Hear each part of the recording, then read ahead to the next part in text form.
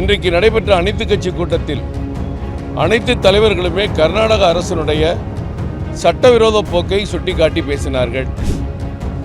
இதை சீர்படுத்த வேண்டியது ஒழுங்காற்றுக் குழுவினுடைய கடமை. எனவே நாம் இந்த மேலாண்மை ஆணையத்தினுடைய தீர்ப்பை, ஒழுங்காற்றுக் குழுவினுடைய வழிகாட்டுதலை, உச்சநீதிமன்றத்தின் தீர்ப்பை தொடர்ந்து கர்நாடக அரசு புறக்கணிக்கிறது.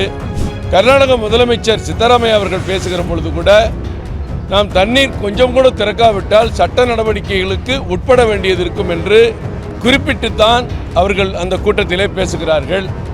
அதே நாங்கள் சொன்ன வலியுறுத்திய கருத்தை அதுபோன்ற நடவடிக்கையில் தமிழக அரசு எடுக்கிற பொழுது பாரதிய ஜனதா கட்சி முழுமையாக ஒத்துழைப்பு தரும் என்றும் கருப்பு முருகானந்தம் சொன்னார்கள். ஒருமுகமான ஒரு முடிவை எடுப்பதற்கு தயாராக இருந்தார்கள். நாங்கள் பேசியதன் அடிப்படையிலும் மற்ற தலைவர்கள் சொன்ன அடிப்படையிலும் மாண்புமிகு முதலமைச்சர் சட்ட போராட்டத்தை தீவிரப்படுத்துவது கர்நாடக அரசுக்கு கண்டனம். இதில் பிரதமர் தலையிடுவதற்கு வாய்ப்பே இல்லை. அதை தெரிந்துதான் தமிழக முதலமைச்சர் இது போன்ற ஒரு தீர்மானத்தை முன்மொழிகிறார். நமக்கு நிலத்தடி நீர் அதிகம் இருப்பதாக அவர்கள் கணக்கு சொன்னார்கள். எப்படி கணக்கெடுத்தார் என்று தெரியாது. அதில் நமக்கு ஒரு 30 TMC தண்ணீர் குறைக்கப்பட்டது.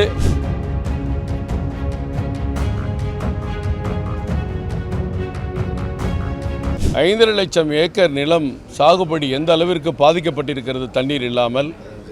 3 போகம் விளைந்த இடத்தில் இன்றைக்கு ஒரு போகத்திற்கு கூட தண்ணீர் கிடைக்கவில்லை என்பதை தெளிவாக புள்ளி விவரங்களோடு அண்ணன் கருப்பு முருகானந்தம் அவர்கள் எடுத்து வைத்தார்கள். இன்றைக்கு நடைபெற்ற அனைத்து கட்சி கூட்டத்தில் அனைத்து தலைவர்களுமே கர்நாடக அரசினுடைய சட்டவிரோத போக்கை சுட்டிக்காட்டி பேசினார்கள். எங்கள் சார்பாக பேசிய அண்ணன் கருப்பு முருகானந்தம் அவர்கள் மேலாண்மை ஆணையத்திற்குத்தான் முழு அதிகாரம் இருக்கிறது என்ற காரணத்தினால தான் அடிக்கடி நடைபெறுகிற மேலாண்மை ஆணைய கூட்டத்தில் நாம் தொடர்ந்து கலந்து கொண்டிருக்கிறோம். மாண்புமிகு முதலமைச்சர் அவர்கள் கூட மேலாண்மை ஆணையத்திற்குத்தான் கடிதம் எழுதுகிறார்கள்.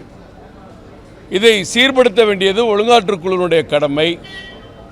எனவே நாம் இந்த மேலாண்மை ஆணையத்தினுடைய தீர்ப்பை, ஒழுங்காற்றுக் குழுவினுடைய வழிகாட்டுதலை, உச்சநீதிமன்றத்தின் தீர்ப்பை தொடர்ந்து கர்நாடக அரசு புறக்கணிக்கிறது.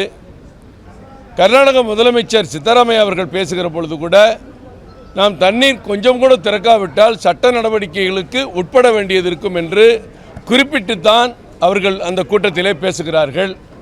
எனவே சட்டப்படியான நடவடிக்கைகளை நாம் துரிதப்படுத்த வேண்டும் என்று அண்ணன் கருப்பு முருகானந்தம் கூட்டத்தில் எடுத்து பேசினார்கள். கூட்டத்தின் இறுதியாக பாரத பிரதமர் அவர்கள் உருவாக்கிய அந்த மேலாண்மை ஆணையத்திற்கு முழு அதிகாரம் இருக்கிறது. உச்சநீதிமன்றம் தான் இதில் தலையிட முடியும்.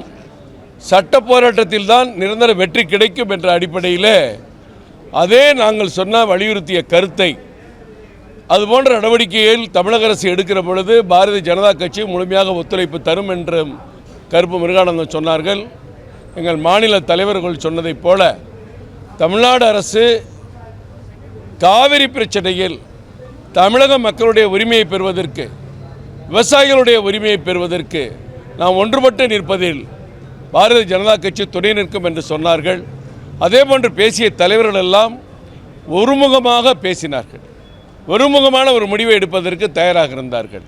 நாங்கள் பேசியதன் அடிப்படையிலும் மற்ற தலைவர்கள் சொன்ன அடிப்படையிலும் மாண்புமிகு முதலமைச்சர் சட்ட போராட்டத்தை தீவிரப்படுத்துவது கர்நாடக அரசுக்கு கண்டனம், உச்சநீதிமன்றத்தை மீண்டும் நாடுவது என்று அந்த இறுதி தீர்மானத்திலே அவர் அந்த தீர்மானத்தை வாசித்தார்.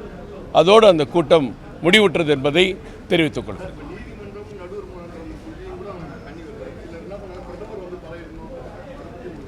இதில் பிரதமர் தலையிடுவதற்கு வாய்ப்பே இல்லை. அதை தெரிந்துதான் தமிழக முதலமைச்சர் இது போன்ற ஒரு தீர்மானத்தை முன்மொழிகிறார்.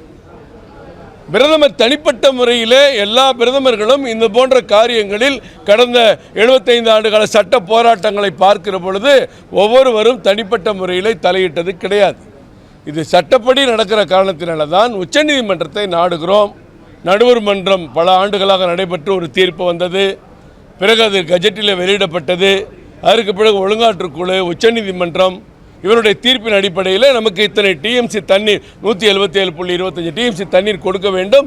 ஜூன் மாதத்திலிருந்து மே மாதம் வரை எவ்வளவு கொடுக்க வேண்டும் என்று கூட அந்த தீர்ப்பில் குறிப்பிடப்பட்டிருக்கிறது. அதே நமக்கு ஒரு பாதிப்பை ஏற்படுத்தியது. ஆரம்பத்தில் நமக்கு நிலத்தடி நீர் அதிகம் இருப்பதாக அவர்கள் கணக்கு சொன்னார்கள். எப்படி கணக்கெடுத்தார் என்று தெரியாது. அதில் நமக்கு ஒரு 30 டிஎம்சி தண்ணீர் குறைக்கப்பட்டது. அந்த 177 டிஎம்சி தண்ணீர் வந்தால் கூட போதும் என்ற நிலையிலே அதற்கும் ஒரு இடர்பாடு கர்நாடக அரசு செய்து கொண்டிருக்கிறது. அதை கண்டித்து தான் இன்றைக்கு தீர்மானம் நிறைவேற்றப்பட்டிருக்கிறது.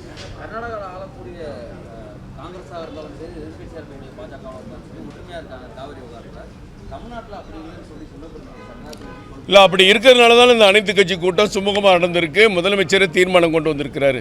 அதிலே நம்ம அரசியல் பிரச்சனையை பேசலாம். அவங்கவுங்க நம்ம மாநில உரிமையை பெறுவதற்கு அரசியல் பேசக்கூடாது என்பதுதான் எங்கள் தலைவர் அண்ணாமலையுடைய கருத்து. இது நம்ம மக்களுடைய உரிமையை நாம் ஒன்றுபட்டு கேட்க வேண்டும், பெற வேண்டும் என்பதுதான் எங்கள் ஆசை. இதுபோன்ற செய்திகளை மேலும் தெரிந்து கொள்ள எங்களது யூடியூப், ஃபேஸ்புக் மற்றும் ட்விட்டர் ஆப்களை சப்ஸ்கிரைப் செய்யவும்.